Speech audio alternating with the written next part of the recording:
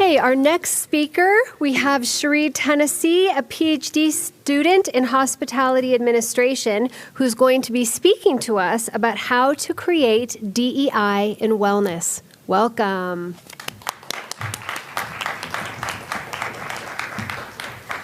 Thank you, Allison, for that great introduction. Hello and greetings, everyone. I'm so excited to be here and share a little bit about my research. I've been in the spa and wellness industry for over 20 years. So let's talk about the wellness industry. All right, here we go. The wellness industry generates $7 trillion annually. The U.S. is the largest wellness market. And in the U.S., when you thought about wellness, there were usually 3 W's: white, wealthy, women. Thinking about the history of spa in the U.S., hotels built golf courses for the husbands and spas for the wives.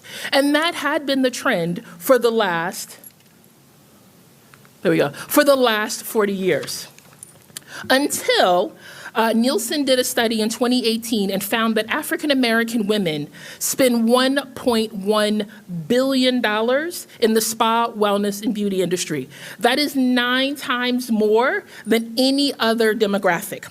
My proposed research is looking at Black women who are wellness seekers with the goal of understanding the most desired services and how to market specifically to them. However, most African American women are not going to wellness destinations. So how do we ensure they understand the impact and the importance of wellness? All right, so that first requires looking at the perception of African American women. And the words that come to mind are strong Black woman and superwoman, which has led to self-sacrifice and having our needs overlooked. Studies have found that this is detrimental to our overall mental health and wellness.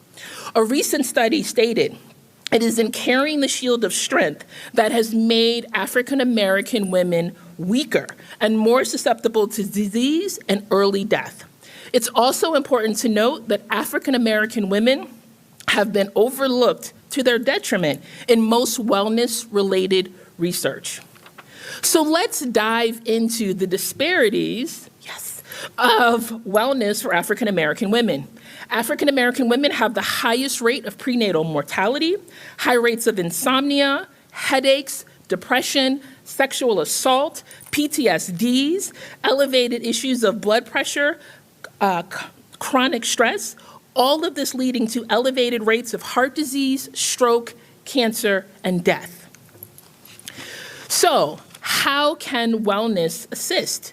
Well, first, we really need to understand what is wellness that will allow us to include everyone in that conversation. So what is wellness?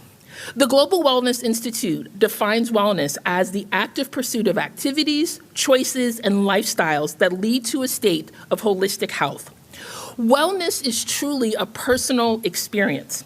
It can be done anywhere, including home. At the core, wellness is about self-care and self-love. So let's talk about strategies to add DEI to wellness. The first point to truly understand is wellness experiences are not about expensive memberships or costly attire, as many African American women may not have the means to meet those, but would benefit from the practices. So I reviewed the various wellness modalities, looking at the most effective practices that could be done in the home. At the top of the list was yoga. The National Institute of Health, NIH, has conducted several studies on the benefits of yoga and found that the practice of yoga reduced the occurrence of anxiety, stress, and depression. Number 2 is looking at the concept of meditation. Studies have also shown that the practice of meditation, again, reduces stress, anxiety, and pain, as well as improve heart rate, metabolism, blood flow, and brain function. And lastly, we have the concept of breathwork, also studied by NIH, and found to improve lung, digestive, and immune function, lower heart rate and blood pressure, and increase mental alertness, reduce stress levels, anxiety, blood pressure, and the occurrence of depression.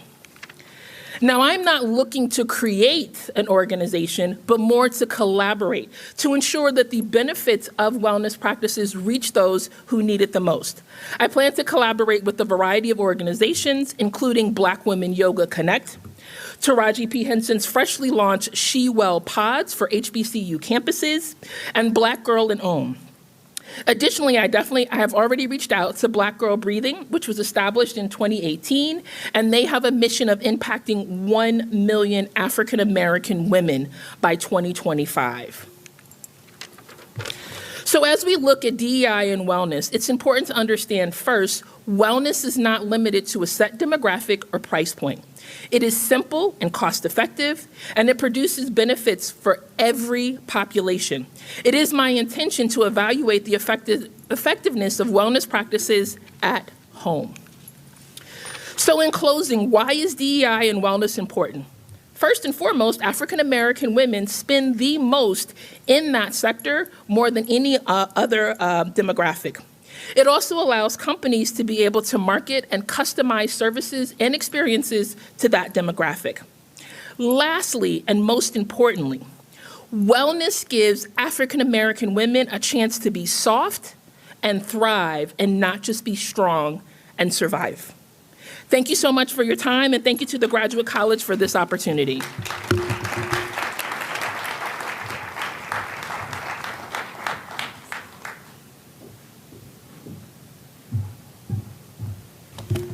Great job, Sherrie. Thank you.